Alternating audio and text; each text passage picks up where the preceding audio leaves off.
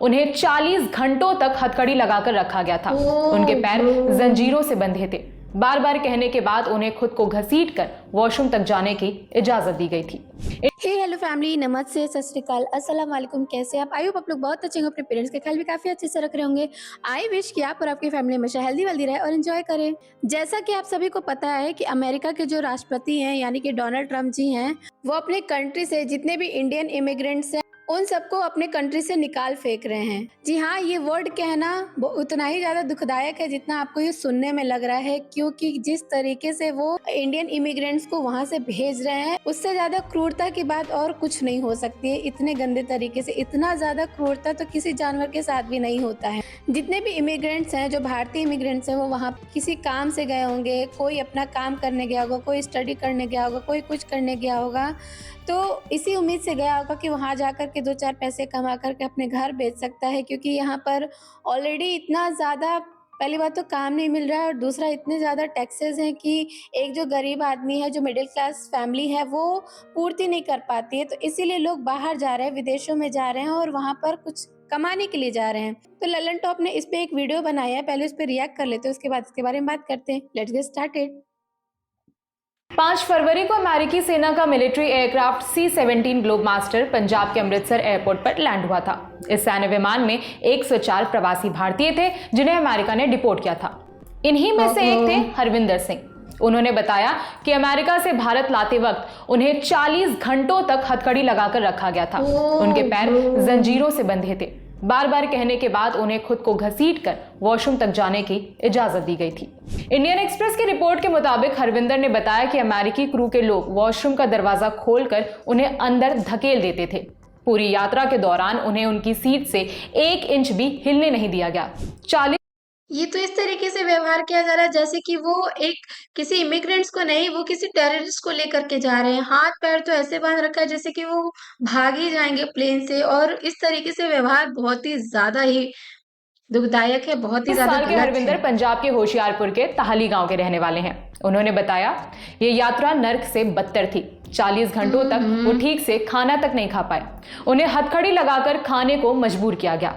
उन्होंने सुरक्षा कर्मियों से आग्रह किया कि कुछ मिनटों के लिए हथकड़ी हटा दें ताकि वो ठीक से खाना खा पाएं, लेकिन इस पर कोई सुनवाई नहीं हुई। ये यात्रा सिर्फ शारीरिक रूप से दर्दनाक नहीं थी, बल्कि मानसिक रूप से भी परेशान करने वाली थी।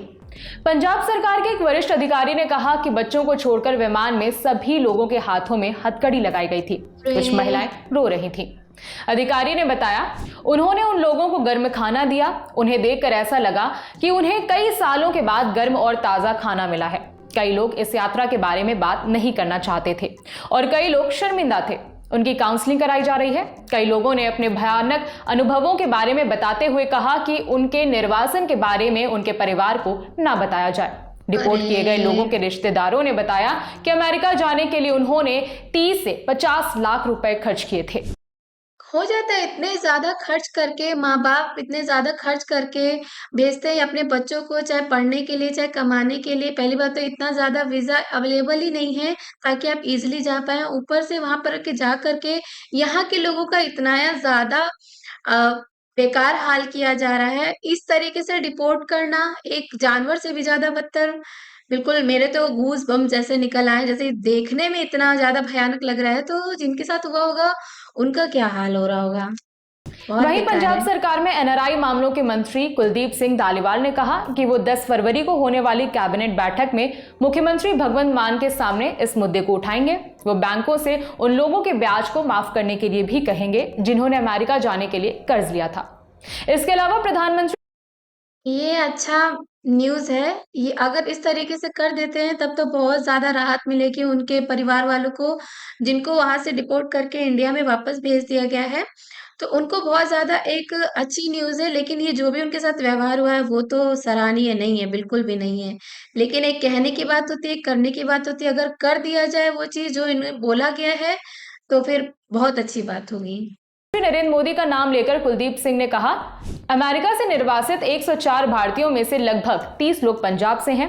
प्रधानमंत्री मोदी को अपने मित्र अमेरिकी राष्ट्रपति डोनाल्ड ट्रंप को फोन करना चाहिए। मैं पीएम मोदी से अनुरोध करता हूं कि वो इस मुद्दे का समाधान खोजने के लिए ट्रंप से बात करें।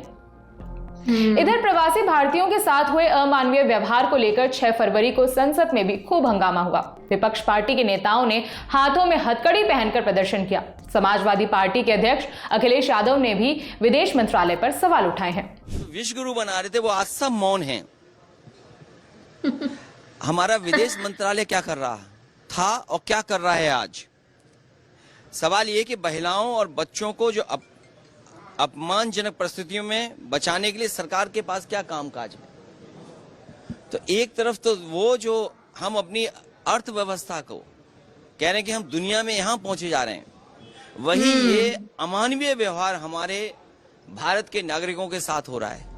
इसके अलावा पंजाब के कैबिनेट मंत्री और आम आदमी पार्टी के पंजाब के अध्यक्ष अमन अरोड़ा ने केंद्र सरकार पर आरोप लगाते हुए कहा कि पंजाब के साथ हमेशा सौतेला व्यवहार हुआ है। इससे ज्यादा अमानवीय व्यवहार तो मुझे नहीं लगता कि हो सकता है, और वो भी तब जब हमारी जो प्रधानमंत्री है वो अमेरिका गए हैं, वहाँ के जो प्रेसिडेंट है डोनाल्ड ट्रम्प उनसे मिले भी हैं कई बार, तो उनके रहते इनके मिलने के बाद भी अगर इस तरीके का व्यवहार हो रहा है तब तो सोचने वाली बात है। क्योंकि जो बोलते हैं कि हम विश्व गुरु बना रहे हैं, हम विश्व गुरु बन रहे हैं, तो अगर उनके साथ अगर वैसा व्यवहार हो रहा है तो कहाँ से विश्व गुरु बन रहे हैं मुझे खुद भी नहीं पता। आपका इस एक्शन पे क्या रिएक्शन है वो कमेंट करके तो ज़रूर बताइएगा। क्या इस तरीके से व्यवहार करना उचित था? वो भी जो भारतीय गए हैं वहाँ पर कमाने के लिए, अपने बच्चों का पेट पालने के लिए, अपने माँ बाप के लिए 2-4 पैसे कमाने के लिए, मुझे नहीं लगता कि एक वैलिड है, और इसके लिए एक्शन लेना ज़रूरी है। यहाँ के प्राइम मिनिस्टर को थोड़ा सा सोचना पड़ेगा इसके बारे में, और उसके हिसाब से एक्शन लेना पड़ेगा और बात करनी पड़ेगी वहाँ अमेरिका के प्रेसिडेंट से। कैसा लगा आपको रिएक्शन, हमें बताइएगा ज़रूर। Thank you so much for watching me till last. Bye, take care.